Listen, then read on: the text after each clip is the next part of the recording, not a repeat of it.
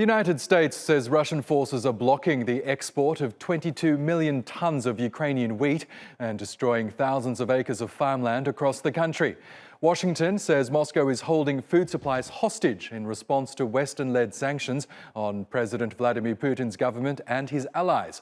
Russia and Ukraine are key links in the global food supply chain, but the ongoing conflict means neither of them have been able to ship their products out. The United Nations says unless fighting stops soon, tens of millions of people will starve.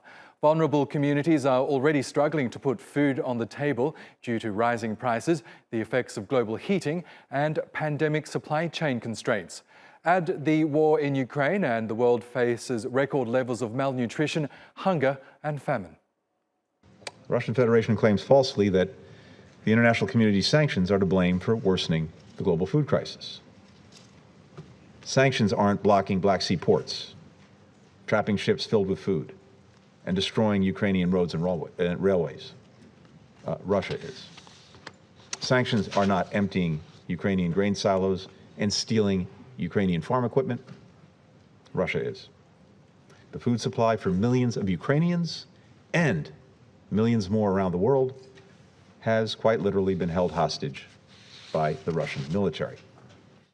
Well, together, the warring sides produce close to a third of the world's wheat, which is essential for making food products such as bread. Ukraine also grows 15% of the global supply of corn, as well as sunflower oil, commonly used for cooking. Meanwhile, Russia is the world's biggest supplier of fertilizer, which farmers around the world rely on to grow their crops.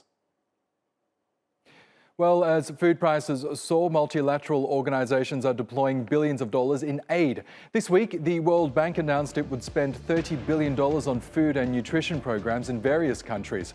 Meanwhile, the UN is calling on Moscow to reopen Ukrainian ports that are under siege by Russian forces. Ask President Putin, if you have any heart at all, to please open these ports. Please assure everyone concerned that the passageways will be clear so that we can feed the poorest of the poor and avert famine as we've done in the past when nations in this room have stepped up together to the call of action to prevent catastrophe from year after year. The Russian invasion in Ukraine is amplifying and accelerating all these factors: climate change, COVID-19 and inequality.